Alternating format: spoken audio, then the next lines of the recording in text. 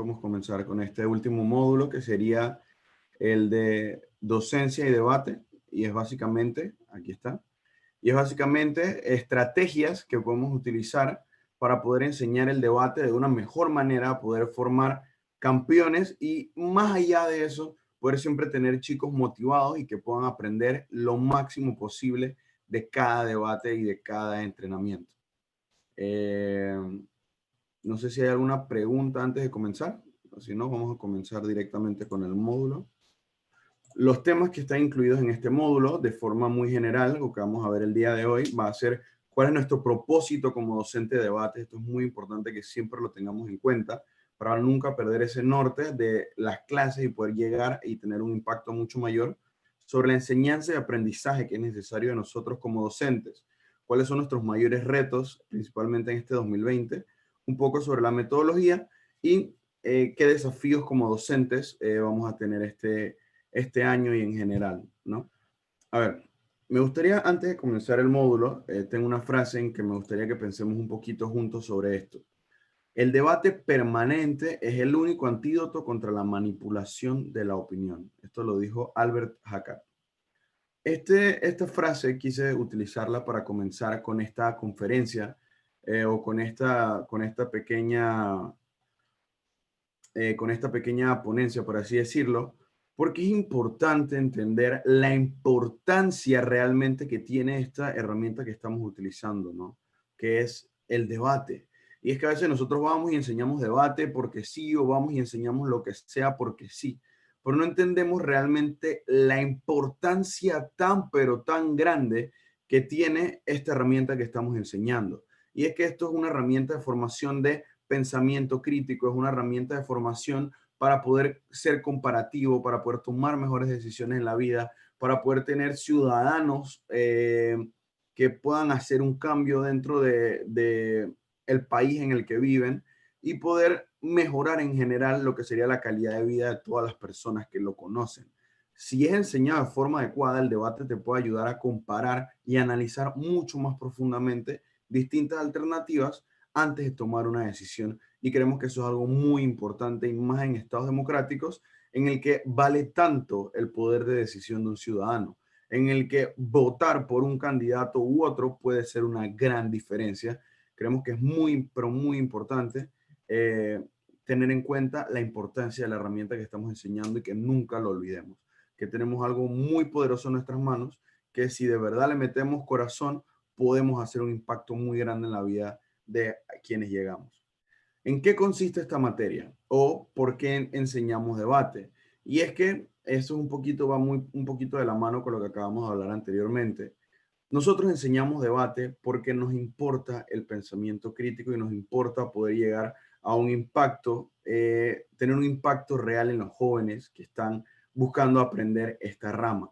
Nosotros queremos crear pensamiento crítico y queremos tener una mejor sociedad que la que llegó antes de nosotros, en la cual las personas no sean fácilmente manipulables, no seamos víctimas de las fake news, que no seamos dentro de la medida de lo posible personas que no tengan criterio propio y piensen o hagan o actúen por actuar, sino más bien que seamos ciudadanos que analicemos a profundidad las cosas antes de tomar una decisión y poder tomar decisiones basadas en opiniones mucho más profundas.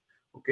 Por esto es muy, pero muy importante y esto lo vamos a ver muchas veces a lo largo de esta clase o esta ponencia o este taller, de la forma en la que lo queramos ver, sentir mucha pasión sobre lo que enseñamos.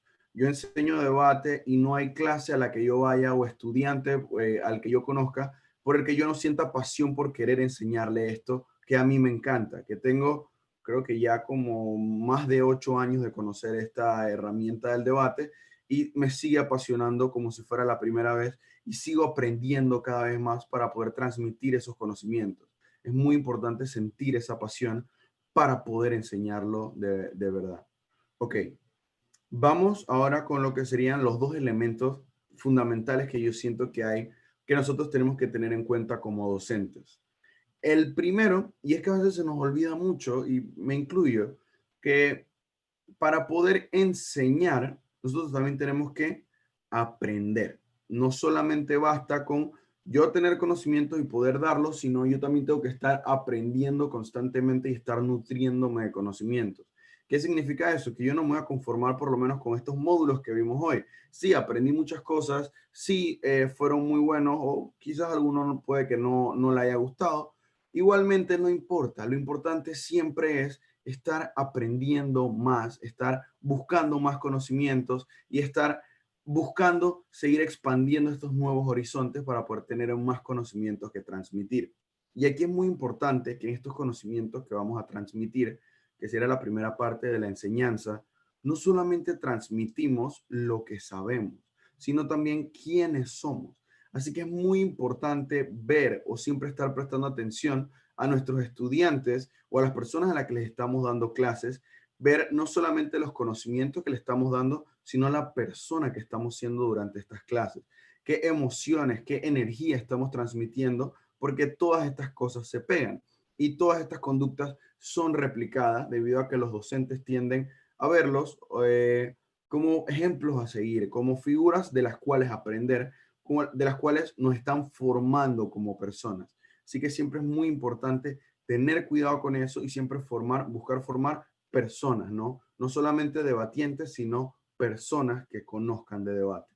Y lo segundo es, tenemos que tener un gran aprendizaje, tenemos que estar constantemente actualizándonos. Hay que estar a la vanguardia siempre y siempre poder saber. Porque créanme que no hay nada mejor para los estudiantes que un docente que realmente conoce del tema y que los deja realmente preguntar, que ellos se sientan libres de preguntar y que no sientan que sus dudas las van a ignorar, que sus inquietudes no van a ser contestadas, sino que realmente es una persona que domina de la materia y que va a poder solucionar las inquietudes que ellos puedan llegar a tener. Ok, ¿cuál es nuestro propósito o cuál será nuestro propósito? Esto ya es más que nada enfocado a nuestro rol o nuestro trabajo, por así decirlo, como docentes o como coordinadores en el Consejo Nacional de Clubes de Debate. Pues tenemos tres pilares o tres propósitos fundamentales. El primero, que ya lo sabemos, que es enseñar debate. Eso es transmitir todos esos conocimientos que estamos aprendiendo a los estudiantes. El segundo es preparar ciudadanos, encontrarle una aplicación a la vida real y que encontremos una importancia real de lo que estamos enseñando para poder generar un impacto, que no quede solamente en, ok, aprendiste a argumentar o aprendiste a refutar, aprendiste a impactar y que ya, bueno, utilízalo en competencias y ser el mejor competidor posible. Eso es importante y es importante que siempre tus estudiantes, y más en el margen de esta actividad, estén lo mejor preparados posible porque van a participar en actividades competitivas. Pero además de eso, al final solo un equipo termina ganando y todos los demás perdiendo. Y eso es una ley de la vida. Por más difícil que suene, en competencia siempre va a haber un equipo que gane.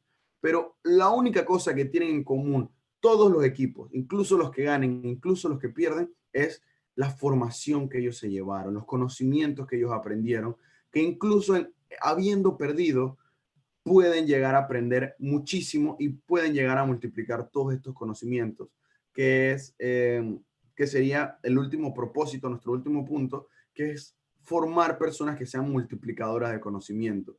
Que en un futuro, en un par de años, las personas que puedan estar dando esas clases no vayas a ser tú, sino vayan a ser las personas a las que le impartiste clase.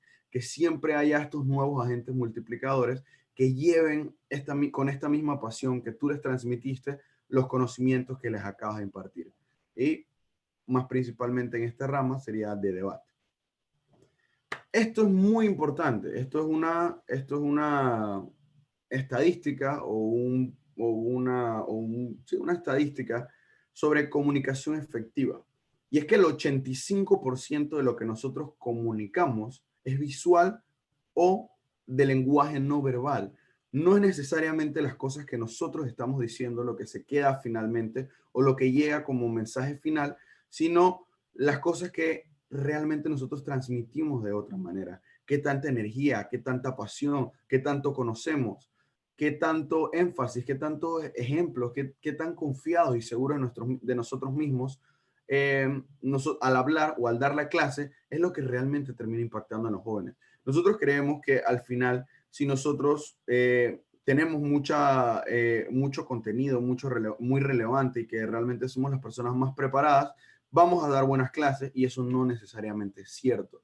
Yo creo que por lo menos una vez en la vida, todos aquí que estamos en este módulo probablemente somos docentes o hemos sido docentes en algún momento, también hemos sido estudiantes y lo más probable es que en algún momento de nuestra vida hemos pasado de tener profesores muy capacitados, muy profesionales y que sepan muchísimo y que dominen muchísimo la materia, pero que realmente no tengan metodología. Y por más que sepan muchísimo, no tienen formas efectivas de poder transmitir esos conocimientos y eso se ve o se refleja en pérdida de motivación de los estudiantes, se refleja en poca retención de estos conocimientos y pérdida en las competencias básicas que debemos tener como docentes, que las vamos a ver más adelante.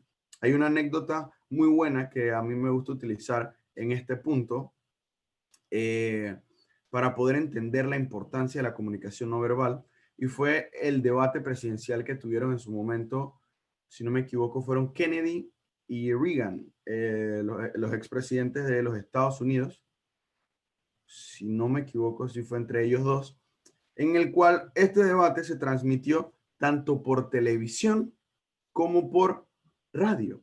Y ocurrió un fenómeno muy interesante.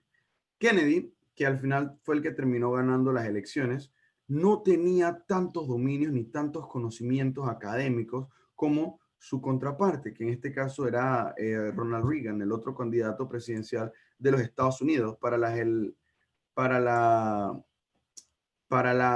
¿cómo se dice esto? Para las elecciones generales de los Estados Unidos. En este sentido, Reagan era una persona mucho más capacitada, ¿no? Que tenía mucho más conocimiento, era mucho más académico. Le hacían preguntas y él era muy reservado, muy callado, ¿no? Él respondía de manera magistral todo lo que se le decía. En cambio, Kennedy era un tipo chistoso, era un tipo gracioso, era un tipo carismático.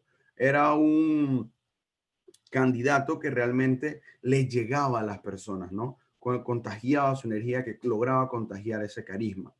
Al final, el fenómeno es que la gran mayoría de las personas que vieron este debate por televisión consideraron que ganó Kennedy, que fueron al final la mayor cantidad de las personas de los Estados Unidos, la mayor cantidad de los ciudadanos terminaron viéndolo por televisión. Y la gran mayoría de las personas que lo escucharon por radio consideraban que había ganado Reagan, porque habían solo escuchado lo que había mencionado. Eso nos habla muchísimo sobre la importancia de la comunicación visual y no verbal. Termina jugando un rol incluso igual o más importante que lo que decimos. Es cómo nos expresamos y qué mensaje estamos dando, qué persona estamos siendo mientras estamos dando estas clases. Es muy importante. Me están preguntando Amalia Mariscal desde el live de YouTube, esa estadística de cómo se da la mejor comunicación, en dónde sale. Puedo pasarte ahora las fuentes para poder que la veas. Son diversos estudios que acerca de comunicación efectiva han logrado dar diferentes o arrojado diferentes resultados sobre este tipo de cosas, que sería comunicación efectiva más que nada. Te invito a que ahora busques un poquito acerca de comunicación efectiva y de seguro la encuentras. Igualmente yo voy a estar enviando mis fuentes más adelante, así que no te preocupes. A ver, vamos a entrar ahora, que este es un punto muy importante. Nosotros como docentes siempre tenemos que tener en cuenta cuáles son nuestros mayores desafíos o cuáles son los mayores retos que tenemos para poder mejorar. Esto es demasiado importante debido a que estas pueden ser las principales razones por las cuales los estudiantes no aprendan. Entonces, hay que tenerlos claros para, como diríamos en debate y como vimos en los módulos, refutarlos preventivamente, ¿no? Poder estar preparados, estar antes de ellos y poder tener mejores clases, ¿no? Vamos a ver ciertos consejos para poder tener clases de debate efectiva. Aquí tenemos 7 consejos o 7 puntos para nuestro primer punto, nuestro primer desafío, que yo considero que estuve hablando y asesorándome con muchas personas, todos coincidimos y consideramos que el mayor desafío que vamos a tener este año, y más que nada enfocado hacia el Consejo Nacional de Clubes de Debate y la educación panameña en general, son las clases virtuales. Es una realidad que estamos optando por alternativas virtuales y si bien es cierto, todavía no se tiene un claro panorama sobre qué va a ocurrir en la educación, tanto particular como oficial en Panamá, Sabemos que hay ciertos colegios particulares que van a tener sus plataformas virtuales, si cumplen ciertos requisitos. La realidad es que de forma general todavía no sabemos qué va a pasar y que las alternativas virtuales, como esta en la que estamos en este momento, cada vez van tomando mucha, pero mucha mayor relevancia. Entonces, eh, me puse a investigar un poco acerca de esto, puse a hablar con personas que están dando actualmente clases virtuales, que han dado clases virtuales, tanto estudiantes como docentes, y les he preguntado cuáles han sido los mayores retos que han tenido a poder superar. Después de hacer un censo muy importante a bastantes personas, estos fueron los 7 puntos principales o los 7 desafíos principales de la educación virtual. El primero es lograr una comunicación con el docente directamente por parte de los estudiantes. En muchas ocasiones tiende a designarse un representante del salón, tiende a hacer de manera muy impersonal, ¿no? El docente o crea un grupo de WhatsApp en el que solo habla él o que solo le permite el representante, solo para poder notificarle cosas a los estudiantes y no se hace comunicación directamente con el estudiante. Es importante que el estudiante se sienta parte, ya sea de un salón de clases o de un aula virtual. En un salón de clases es mucho más fácil. Puedes preguntarle a los estudiantes, puedes incentivarlos a participar, pero también es importante que en alternativas virtuales haya una comunicación directa. Tener grupos de WhatsApp con todos los estudiantes, incentivarlos a participar, incentivarlos a hacer preguntas, preguntar por ellos, hablar con ellos. Y a veces es difícil porque por lo menos he visto casos de personas que están estudiando medicina en la Universidad de Panamá, en la que tienen clases con más de 70 estudiantes. Es muy difícil que el docente pueda hablar directamente con cada uno de ellos y preguntarle, hola, ¿aprendiste? ¿Qué tal te pareció? Pero sí por lo menos tener un grupo de WhatsApp para dudas, en la cual trate de responder en la mayor medida de lo posible todas las dudas que pueda, todos los comentarios que pueda y mantenerse en un canal de comunicación directo con los estudiantes. Segundo, tener material de apoyo, ya sean PowerPoints, presentaciones como la que estoy utilizando en este momento, un tablero con marcadores o simplemente ejemplo de utilizarlo muy didáctico, pero siempre tener material de apoyo para que no solo todo quede en palabras, ¿no? Que haya mayor cantidad de información que pueda ser absorbida por los estudiantes sin que sea demasiado y que sea demasiado abrumador. Esto es importante, los PowerPoints o las presentaciones, yo siempre recomiendo que sean muy sencillos.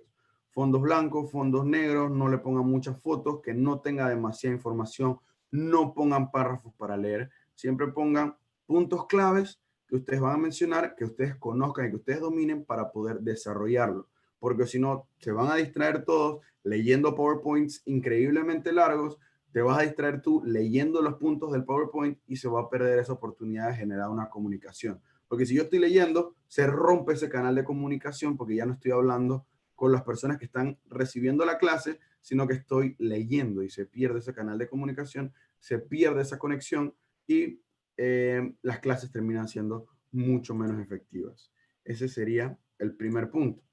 El segundo punto. El tercero, que no se vea como una obligación. Esto es difícil, esto es muy difícil y es un gran desafío que tenemos y no solo en la educación virtual, sino en la educación tradicional, que por lo menos en las clases normales, ¿no? O sea, tú tienes que ir a tu clase de español, tú tienes que ir a tu clase de matemáticas, tú tienes que ir a tu clase de filosofía, de letras o de contabilidad, dependiendo de tu bachiller, dependiendo de tu colegio, dependiendo de lo que tú estés dando. Y eso es obligatorio, ¿no? Pero en materias extracurriculares, como lo es el debate, es importante que los chicos se sientan motivados para poder ir. Porque si ellos llegan y lo sienten como una obligación y que, ay, vamos a ir a otra clase tradicional en la que probablemente voy a estar cansado y que no voy a aprender, se va a perder una gran oportunidad que los chicos aprendan. Es importante mantenerlos motivados, preguntarles, entenderlos cómo se sienten y que ellos realmente quieran estar ahí, que no lo vean como una obligación. Eso va muy, muy a la mano de el siguiente punto, y es que esto no se sienta magistral, que no sean estas clases en las que, digamos, nosotros como los profesores, eh, eso le dicen las clases magistrales, ¿no? Como el magistral, ¿no? Como el experto en la materia que no va a aceptar ningún comentario, que no va a aceptar ninguna pregunta, que simplemente va a llegar, va a dar tu clase, Anota todo lo que puedes y me voy. Que no se sienta, disculpa, que no se sienta magistral, que demos espacio para preguntas, que en la medida de lo posible los chicos tengan sus cámaras abiertas, que puedan preguntar. Así no sé si lo han notado, yo siempre estoy constantemente. Pregunten, chicos, pregunten todos los participantes, sean parte de esta clase. Esta clase es suya. Yo necesito que sea como, yo tengo que ser como un buen sastre cuando soy un profesor. Tengo que hacer el traje a la medida, o sea, yo tengo que asegurarme que esto sea a la medida para que se pueda entender de la mejor manera posible. Y la única manera de hacerlo a la medida es preguntándote, midiendo tu medida, valga la redundancia, midiendo tus niveles de conocimiento, qué tan efectivo estoy siendo transmitiendo mis mensajes, qué tanto nivel de retención estoy teniendo con lo que estoy enseñando. Siguiente punto, que no se deje demasiada tarea. Esto es importante. A veces podemos abrumar a los chicos con demasiada tarea, se frustran, se estresan y le pierden el, el hilo o las ganas a la clase. Es importante que la gran mayoría del contenido o el aprendizaje se dé durante las clases. Yo puedo dejar asignaciones, esto es importante, deberíamos dejar asignaciones, pero que la mayor carga o el mayor peso mucho más considerable de la materia se dé a través de las clases. No que yo me conecto a la clase, les doy 3 líneas y les digo que aquí están los 19 capítulos que tienen que estudiarse para la próxima semana.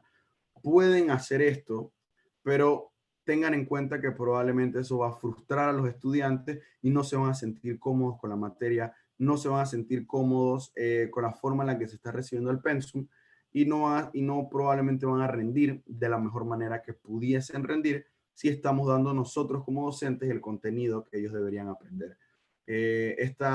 Al final la tarea es una herramienta importante, pero el problema de la tarea es que no hay feedback directo, ¿no? Ellos no pueden estar haciendo preguntas, ellos no pueden estar resolviendo o aclarando dudas, sino que simplemente tienen que ser autodidactas, ¿no? Ellos mismos enseñárselo todo, que es una carga muy pesada, para entonces ellos resolver un desafío, ¿no? Que sería estas asignaciones. El siguiente o sexto punto es tener un ambiente que no sea tóxico. ¿Qué quiero decir con esto? Un ambiente de respeto, ¿no? Siempre desincentivar lo que sería el famoso bullying, que es más que nada que el acoso de unos compañeros hacia otros compañeros, desincentivar que se burlen de las preguntas de otros, que no hay tal cosa como preguntas tontas, todas las preguntas son buenas, todas de que te ayudan a poder aprender más y la finalidad siempre es que todos aprendan la mayor cantidad de conocimientos posibles, mantener un ambiente seguro, ¿no? En el que todos se sientan seguros y que todos sientan que pueden ser ellos mismos y que pueden participar. Y finalmente, que hacer el ambiente permisible de errores. O sea, que no te vean como esta figura perfecta a la que se sienten completamente intimidados de poder participar y preguntarle, ¿no? Porque al final terminan idealizándote, terminan poniendo en un altar todo lo que dices y se termina limitando la cantidad de conocimientos que ellos pueden aprender por ellos mismos. Porque se sienten intimidados, no preguntan, tienen miedo y se limita la capacidad de conocimiento que pueden aprender a través de estas preguntas. Hagan un ambiente permisible de errores, sean relajados, disfruten la clase, hagan chistes, bromeen, lo que sea necesario para que no se sienta un ambiente de tensión, que se sienta una clase cómoda en la que todos los participantes quieran estar y se sientan a gusto, que sea permisible de errores para poder favorecer las preguntas. A ver, 4 desafíos principales que tenemos para este 2020, que tenemos que superar en este 2020. Primero, el hecho de la tecnología. ¿Qué quiero decir con este tema de la tecnología? ¿Y por qué estos puntos los tengo menos desarrollados? Creo que estos puntos son importantes, estos otros 3 puntos son importantes, pero no lo son tanto como las clases online.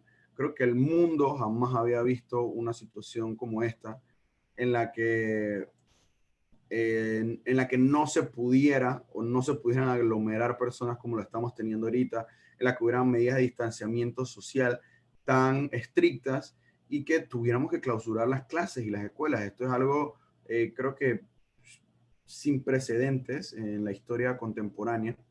o de nuestra era, por así decirlo, en la que tenemos que cambiar completamente el paradigma de educación, ¿no? Por eso entré primero con eso. Pero estos otros 3 puntos que vamos a ver aquí también son muy importantes y son muy relevantes, ¿no? Para poder mantener un ambiente de clases, por así decirlo, de docencia saludable, en el que los estudiantes se puedan sentir lo más cómodos posibles. Vamos a ver, tengo algunas preguntas. Buenas tardes desde Changuinola. Saludos a todos. ¿Cómo se podría plasmar esa seguridad al hablar? Esa es una muy buena pregunta. Vamos a... ¿cómo se podría plasmar esa seguridad al hablar? Bueno, primero, esa seguridad se puede aprender conociendo muy bien del tema, ¿no? Cuando yo me siento inseguro sobre lo que aprendí, sobre el tema que voy a dar, lógicamente me voy a sentir inseguro al dar la clase. No quiero sentirme desautorizado como docente que no conozco y probablemente voy a ser muy receloso, voy a evitar contestar muchas preguntas, quizá no le voy a dar muchas preguntas al a los más participativos del salón porque sé que me pueden hacer una pregunta peligrosa. Podemos tener mucha seguridad trabajando en lo que serían nuestros conocimientos del tema, por un lado, y por otro lado, creo que es igual o más importante con nuestra seguridad al hablar, ¿no? Qué tan cómodos nos sentimos hablando en público, porque puede que conozcamos muchísimo el tema, pero si no me siento cómodo hablando en público, pues no voy a mostrar seguridad porque no me voy a sentir seguro. ¿Qué estrategias podemos utilizar en ese sentido? Una estrategia que yo utilicé muchísimo durante muchos años para poder practicar es hablar frente a un espejo. Me paro frente a un espejo y practico discursos, practico las cosas que quiero decir, me veo a mí mismo y voy ganando seguridad y me siento cómodo con cómo me veo para poder dar una clase hasta que eventualmente te sientes cómodo contigo mismo, te sientes cómodo con tu voz, te grabas en notas de audio hasta que te sientas cómodo con tu voz, te sientas cómodo con tu cara a la hora de dar una clase, te sientas cómodo y seguro de ti mismo para poder expresar o demostrar esa seguridad al hablar. ¿Ok? Esa pregunta la hizo Dango03, espero que te la haya contestado. Si alguien tiene alguna otra pregunta, déjenla ahí en el chat y voy a contestar a la medida de lo posible. Los desafíos, ahora sí, volviendo al tema. El primer punto, la tecnología. Tenemos que mantenernos a la vanguardia con herramientas tecnológicas. Tenemos que saber utilizar Zoom, si es lo que vamos a utilizar, porque o si no vamos a terminar perdiendo tiempo en cada clase. Chuso, ¿cómo es que se utilizaba esto? O estudiante, no lo sé, o se mete gente que no ni siquiera es de la materia o de la clase y que terminan haciendo cosas indebidas en la clase, se daña la clase, se cae la llamada. Tenemos que manejar la tecnología, ¿no? Y además de eso, incluso para clases no virtuales, manejar lo que sería los MEREP o las plataformas virtuales de exámenes, las plataformas virtuales de donde se ponen las notas, poder mantenerse a la vanguardia, ¿no? Y tecnología también involucra material de apoyo, saber hacer presentaciones, saber hacer PowerPoints, poder mantenerse a la vanguardia siempre de las últimas herramientas que nos da la tecnología para poder dar mejores clases. El segundo punto, que sería la concentración. ¿Qué tan concentrados están nuestros estudiantes en las clases que nosotros estamos dando? Por ejemplo, en vida real nosotros podemos verle la cara a los estudiantes y ver quién está chateando, quién no, quién está prestando atención, quién está anotando y quién no. Es importante mantener esa concentración, ¿no? Que los chicos siempre se mantengan motivados y estén prestando mucha atención para que puedan sellar esos conocimientos. Una estrategia muy buena es hacer las clases muy dinámicas y realizar muchas preguntas.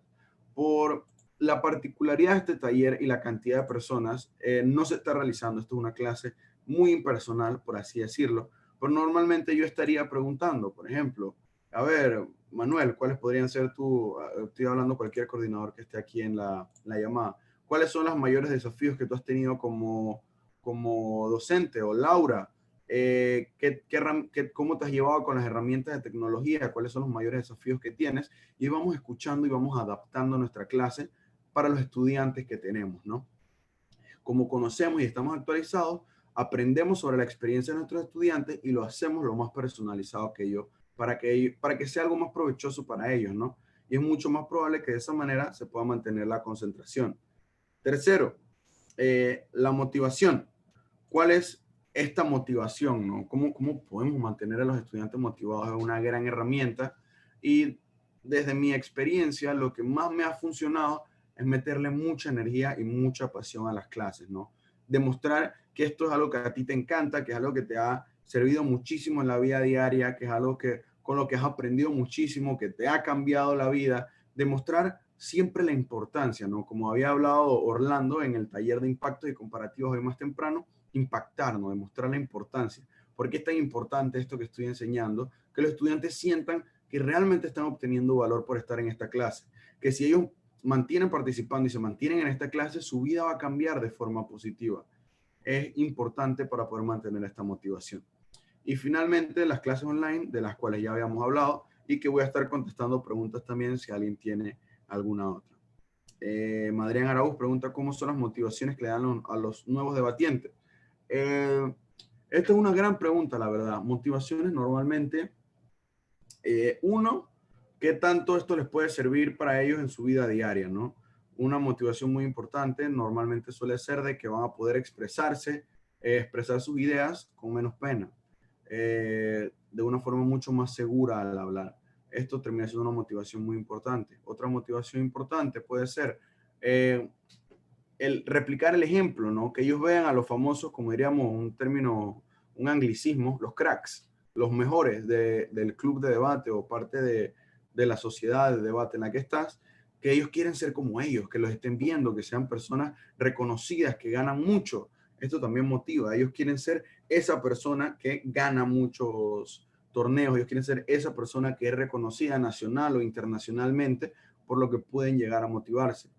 Pueden motivarse también dependiendo de la energía que le metes, que tanto disfruten. Puede que no ganen nada, puede que no haya nadie reconocido, pero disfrutan tanto en la clase, pasan un buen rato que siempre quieren venir, siempre quieren estar participando en las clases. Esas son buenas maneras de poder obtener motivación. Gracias por la pregunta, Adrián.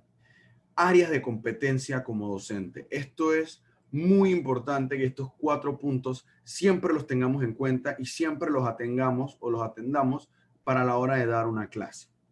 El primero, la dificultad. Toda la vida van a haber temas difíciles. Eso no quiere decir que la clase debe ser difícil. Si nosotros entendemos bien un tema, debemos encontrar la mejor manera de poder explicarlo de la manera más simple y sencilla posible. Ya sea que estemos hablando de ingeniería termonuclear, o estemos hablando de argumentación, o estemos hablando de suma y resta. Siempre debemos buscar la forma más sencilla de hacerla. Vamos a preguntarle mucho a los estudiantes, ¿entendiste? ¿Qué nos entendió? Dar muchos ejemplos, poder verlo de la manera más sencilla, ¿no? En la vida real, con muchos ejemplos, para poder de que no sea algo difícil de entender. Que sea un tema difícil no quiere decir que la clase deba ser difícil de entender. Segundo punto, pasión. Se debe transmitir gran energía en cada momento. Siempre, cada vez que vayan en una clase, tengan en cuenta el poder que tienen en sus manos en ese momento de cambiar la vida de todas las personas que están ahí o que pasan por ustedes. No desaprovechen nunca esa oportunidad y disfruten mucho lo que enseñan. De verdad, disfrútenlo mucho para que puedan transmitir esa misma pasión a los estudiantes. Tercer área de competencia, la relevancia. Siempre tienen que aprender que lo que les estás enseñando va a ser útil en su vida diaria. Chicos, lo que estamos aprendiendo va a ser útil porque les va a ayudar a ganar las competencias. Yo quiero ganar una competencia. O no, quizás ese no es su incentivo. Quizás su incentivo es ellos quieren ser grandes profesionales. Esto les va a ayudar a ser un gran profesional porque pueden manejar o conseguir más clientes. Ah, ¿cómo? Y ahí van. Es importante entender cuáles son los incentivos de cada estudiante, ¿no? ¿Por qué estás aquí? Es una buena pregunta que se le puede hacer a los estudiantes antes de comenzar una clase. ¿Por qué estás aquí? ¿Por qué quieres aprender matemáticas? ¿Por qué estás en la carrera de Derecho? ¿Por qué estás en un club de debate? ¿Cuáles son tus incentivos para poder mantener las clases relevantes en base a esas necesidades o a esas necesidades que quieren satisfacer y poder hacer las clases relevantes? Y finalmente, nuestra última área de competencia es la retención. ¿Qué tanto se está manteniendo, se están sellando los conocimientos que estamos enseñando? ¿Cómo podemos hacer eso? A través de exámenes, a través de dinámicas, prácticas para ponerlo que lo hagan, para ponerlo en práctica, valga la redundancia, y poder a su vez estar haciendo muchas preguntas para poder asegurarnos que de verdad están aprendiendo, ¿no? ¿Cómo se vería esto en la vida real? Terminamos de dar un módulo y preguntamos, ¿no? ¿Qué aprendiste? ¿Cómo lo ves? Dímelo en tus palabras. Vamos a hacer un examen, vamos a tener un debate de práctica, vamos a hacer dinámicas para poner en práctica lo que aprendimos. Asegurarnos que hay una retención de conocimiento, que lo pongan en práctica, que salga de su boca, que ellos le demuestren que de verdad entendieron lo que les acabamos de enseñar. Porque si no, podemos haber dado millones de temas, millones de módulos, haberle dado clases durante todo un año a un niño de física, pero puede que al final del año no aprendió absolutamente nada. Y puede que estuvimos teniendo todas las demás áreas de competencia, le metimos muchísima energía, le metimos muchísima pasión, pero el pelado simplemente no estaba prestando atención y no estaba reteniendo los conocimientos. Al final no vamos a tener una enseñanza efectiva y no vamos a poder cumplir nuestro rol como docente. Vamos a ver preguntas antes de pasar a la siguiente. Dango03, eso no sería solo copiar. Pienso que crear en los estudiantes una manera propia es esencial. Esto es importante, claro que sí. Siempre incentivar a que los estudiantes, no sé si Dango me podrás ayudar y decir en qué momento mencioné eso de copiar. No estoy seguro, pero tienes toda la razón. Eso es completamente cierto. Siempre debemos incentivar a que los estudiantes tengan su propio estilo, que sean reales, que ellos descubran su propia enseñanza, su propia experiencia de aprendizaje.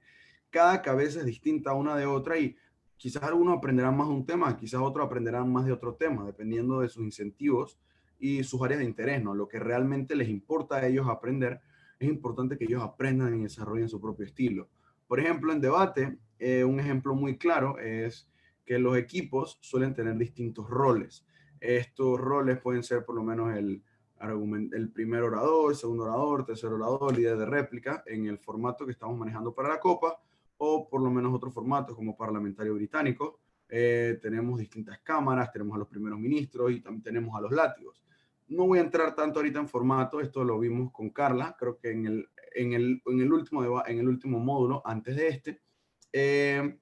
Dependiendo de eso, cada estudiante va a manejar distintas áreas y esto es bueno. Algunos van a ser mejores refutando, otros van a ser mejores argumentando, otros serán mejores comparando, otros serán muy analíticos y podrán crear mucho contenido. Pueden guiar a los demás estudiantes para poder crear contenido. Incentiva que cada uno con sus propias herramientas, con sus propias experiencias, con sus propias fortalezas, pueda aportar a la clase y pueda ser un ente relevante,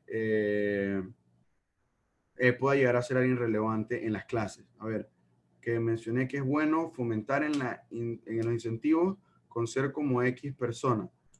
No, claro, eso depende de ellos, ¿no? Si ellos tienen un ejemplo a seguir, de que ellos quieren ser de tal manera, poder enseñarle cómo es esa tal persona.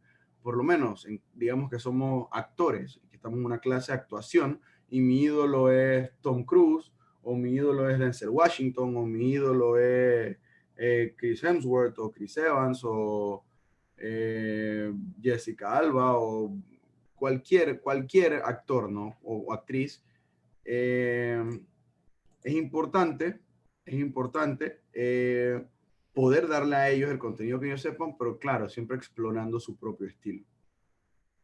Es importante también tener un calendario claro, que los estudiantes sepan qué vamos a hacer y no ir improvisando sobre la marcha. Que ellos lleguen siempre a cada clase, ay, ¿qué vamos a hacer hoy? Ay, ¿qué es lo que hay para hoy? No, que conozcan de antemano el programa completo desde el inicio. Por ejemplo, aquí les puse un ejemplo. Para el Consejo Nacional de Club de Debate vamos a tener primero las lecciones o visitas regionales.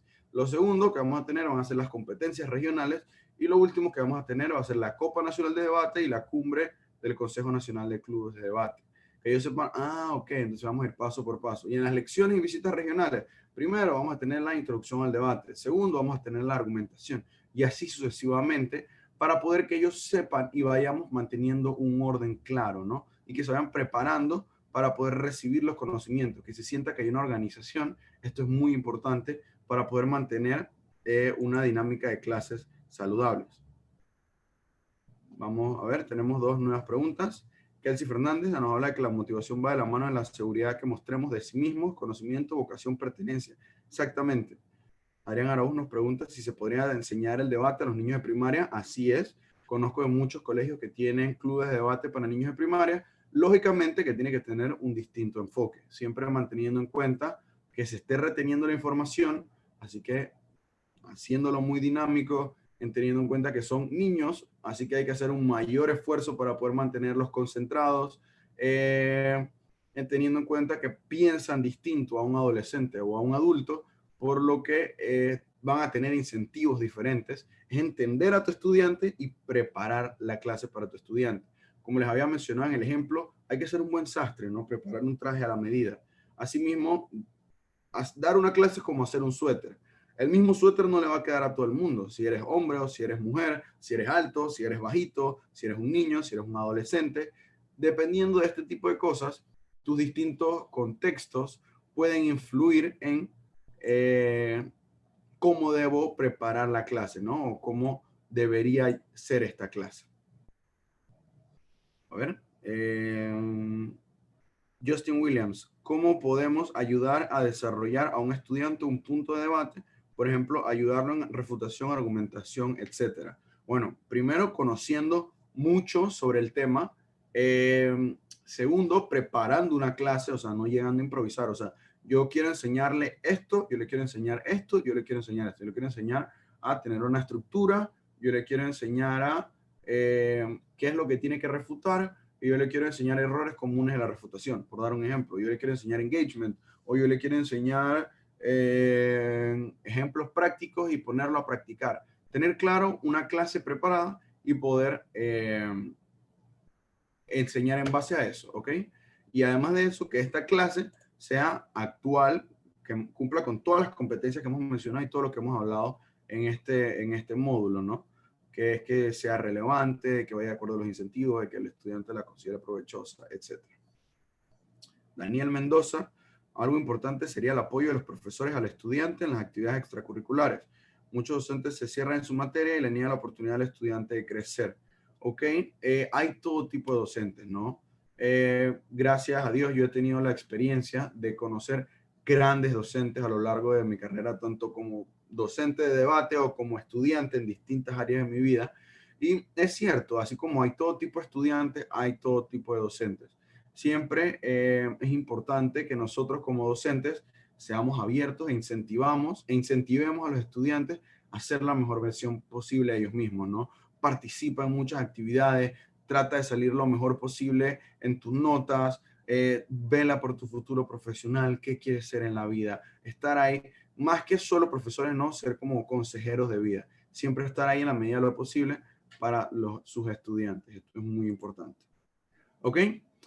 Quiero hablarles también acerca de las presentaciones, y es que son herramientas de aprendizaje y enseñanza que deben ser incentivadas.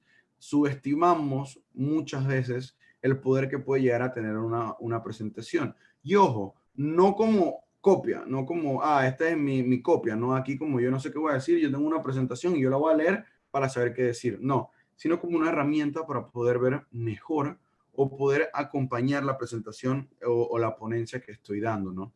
Que puedan llegar a tener algo que de lo que ellos puedan ir siguiendo el hilo, y también que te ayude a ti mismo para que no se te olvide ningún punto, ¿no?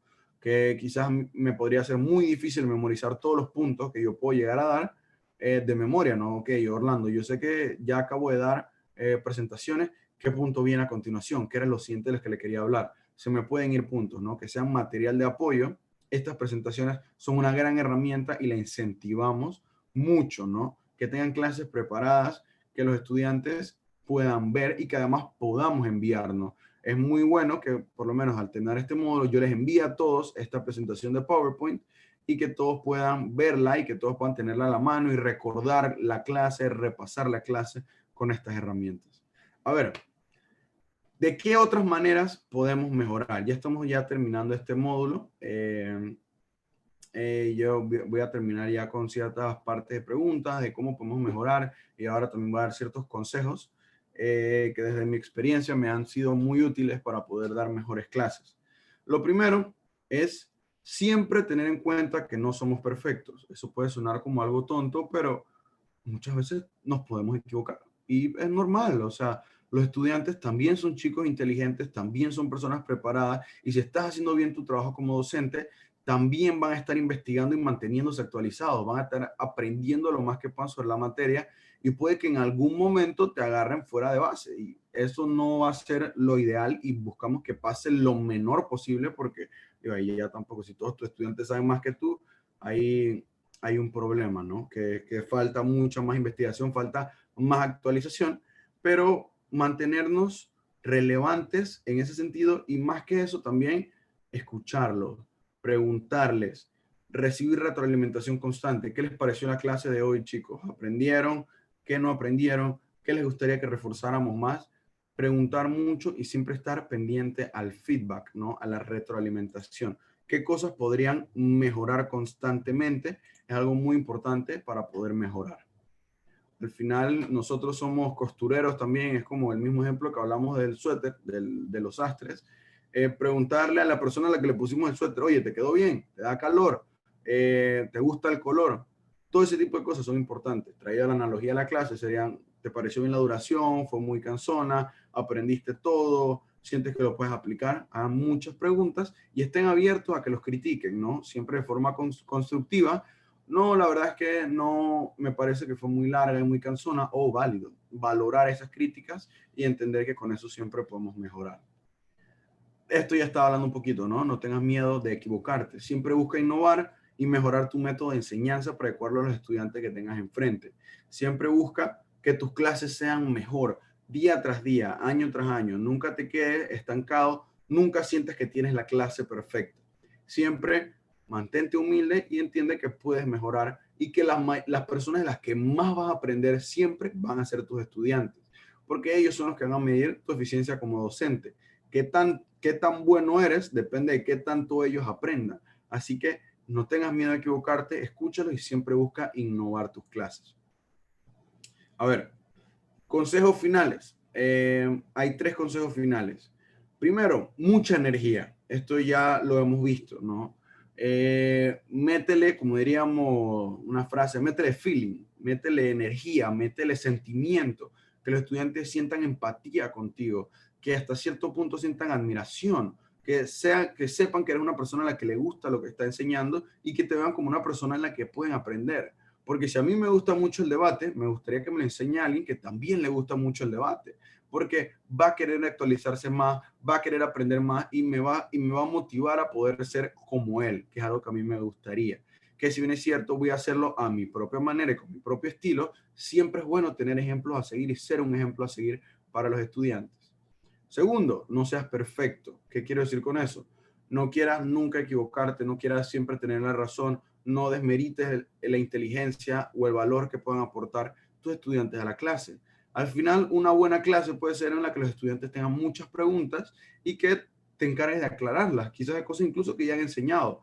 Puede que vimos el módulo de argumentación hace 2 visitas regionales y que los chicos todavía tienen muchas preguntas de argumentación. Puede que la mejor clase sea sentarnos a ver esas dudas de argumentación antes de entrar a impactos, porque tenemos un fallo muy grande todavía que tenemos que llenar. Entonces puede que lo más importante sea corregir errores o brechas de efectividad, ¿no? Brechas de eficiencia de antiguas clases. Y finalmente, actualízate constantemente. Siempre mantente estudiando, siempre mantente relevante, siempre está manteniéndote a la vanguardia de todos los conocimientos para poder enseñarles el contenido más relevante a tus estudiantes. Por ejemplo, si soy un profesor de ciencias, no me gustaría enseñarle a mis estudiantes que los hongos son parte del reino vegetal, porque ya no lo son un reino aparte. Y quizás es un ejemplo muy específico de biología, pero quizás debate hoy en día, 2020, no es lo mismo que era debate hace 5 años, en el 2015 o en el 2016. Las personas que eran parte de la comunidad de debate en ese momento no me dejarán mentir. Hemos cambiado muchísimo. Quizás en el 2015 era, incluso había manuales, o sea, cuando tú te inscribías a un torneo de debate, te daban un manual, eh, te daban un manual de falacias, ¿no? De las distintas falacias y se veía muy bien en debate señalar todas las falacias del rival. Eso es una falacia de generalización apresurada, está una falacia apelando al miedo, falacia, falacia, falacia, falacia. Y no me sentaba realmente a refutar el contenido, sino que me iba tirando ahí como si fuera poderes especiales o algo así, ¿no? La falacia de ganaba el que más conocimiento tenía de eso. Hoy en día tú haces eso y vas a quedar de último en un debate y no te van a valorar lo que estás diciendo. Tienes que mantenerte actualizado para poder ser relevante y poder enseñar las clases de la mejor manera. Vamos a ir con unas preguntas, unas últimas preguntas acá del live y vamos a ir terminando ya con este último módulo. Amalia Mariscal pregunta, profesor, desde su experiencia, ¿en qué se puede diferenciar o en qué características difieren un estudiante que le guste o practique la oratoria y otro el debate? Eso es una muy buena pregunta, Amalia. Son dos herramientas separadas que convergen en un punto que es que ambas te pueden ayudar a hablar mejor en público, ¿no? Pero en una esa es la finalidad y en la otra no. En debate es como me gusta utilizar para ejemplos como esto, digamos Usain Bolt. No sé si todos sabemos quién es Usain Bolt. El hombre más rápido del mundo, medallista olímpico, un ciudadano, una persona que es de Jamaica, que ha corrido en las Olimpiadas y ha ganado medalla de oro en numerosas ocasiones. Tiene el actual récord de la persona más rápida en correr 100 metros plano y creo que 100 metros y creo que 200 metros también. El tipo es un monstruo, ¿no? Y ahí se preguntarán, ¿no? Usain Bolt tiene cuadritos, o sea, tiene cuadritos abdominales. Y la respuesta es sí, sí los tiene. ¿Pero él entrena para eso? No. Él entrena para ser rápido. Pero como una consecuencia accesoria de eso, termina teniendo cuadritos. Asimismo es para el debate hablar bien. En debate tú practicas para hablar en público, no, pero como tienes que hablar en público y como tienes que debatir y someter tus ideas a debate, valga la redundancia, tienes que practicar tu forma de hablar en público, tienes que practicar tu comunicación y eventualmente terminas fortaleciendo eso. En debate, eres una persona que se especializa en comunicación, se especializa en poder dar mensajes y no necesariamente en analizarlos tanto a profundidad. Es como un contraste, ¿no? En uno se favorece más el fondo, que sería el debate, y en la oratoria se favorece más la forma. ¿Cuál es más importante? Pues depende de la persona, ¿no? Depende a qué te dedicas, depende de qué es lo que tú consideras más importante, y ambos tienen una gran importancia y son herramientas que pueden ayudarte muchísimo en tu vida diaria. Y final, bueno, tenemos dos preguntas más. Dango03, cuando se, entre comillas, falla a propósito, esta sería una forma de mantener la clase activa, ¿cierto? Sí, es muy buena. A mí personalmente me gusta mucho utilizar esta herramienta de a veces equivocarme a propósito para ver quién me está prestando atención o que se ría o cada uno tiene su manera, ¿no? No hay como un librito, yo no le voy a decir de las clases como Orlando porque eso no es así, no debería ser así. Pero sí, romper el hielo y decir chistes es una buena manera de mantener la clase dinámica, ¿no? Hay más con jóvenes, es que ni siquiera jóvenes, ¿no? A todo el mundo le gusta reírse. Así que hacer ese tipo de cosas, equivocarse a propósito, hacer comentarios graciosos, puede llegar a ser una herramienta positiva. Claro que con moderación, ¿no? No es que vamos a ponernos a hacer un show de comedia ahí adelante y que todo el mundo se va a reír, tampoco así, porque se pierde la seriedad del asunto y podemos perder oportunidades de conocimiento. Adrián Araúz pregunta, cada año las competencias de debate ponen nuevos temas para debatir. Así es. Incluso en las mismas competencias, bueno, en la misma competencia a veces debates muchos temas, ¿no?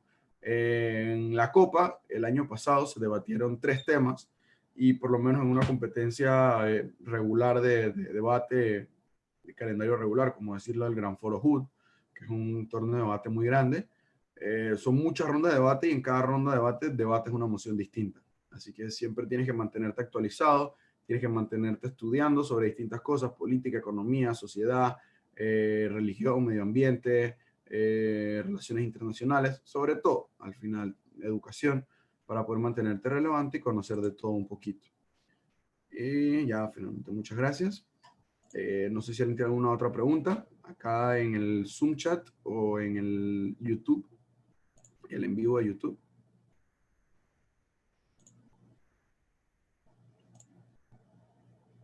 Vale, en vista que no, muchas gracias a ustedes por la participación, por haber estado acá. Nuevamente yo soy Orlando Carrasquilla, yo di un módulo más temprano. Yo di un módulo más temprano en la introducción al debate, por eso no me presenté nuevamente. pero para los que no estuvieron en el primer módulo, yo soy Orlando Carrasquilla, yo soy el coordinador académico del Consejo Nacional de Clubes de Debate 2020, y este ha sido un esfuerzo de toda la coordinación, de la coordinación académica también, que hemos sido quienes hemos dado los módulos el día de hoy, para poder formar mucho más el pensamiento crítico en Panamá, poder llevar estas herramientas de debate a todas las personas y poder compartir un poquito de lo que sabemos, ¿no? Con el resto de la comunidad. Así que cualquier cosa estamos a la orden. Ahorita voy a pasar con Laus para que cierre, pero antes de eso me gustaría ponernos completamente a la disposición, tanto mi persona como Augusto de León, como Aldair Olmos, como Orlando Valdés y como Carla Araúz, que somos todos los miembros del equipo académico. Igualmente el resto de personas de la Junta Directiva y de la Coordinación Ejecutiva sé que también están a la disposición para cualquier duda, comentario, confusión o cualquier tipo de cosa que puedan llegar a tener respecto a estos módulos para poder sacarle el máximo provecho. Espero de verdad que les haya gustado esta iniciativa, que hayan sido muy provechosos estos módulos y que se haya aprendido mucho.